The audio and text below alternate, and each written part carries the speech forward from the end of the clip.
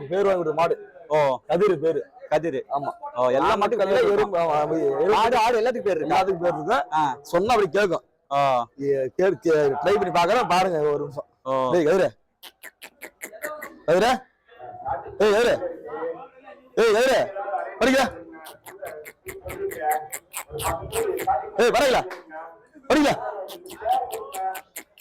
படிக்கல படுக்க சொன்னா படுக்குதுங்க.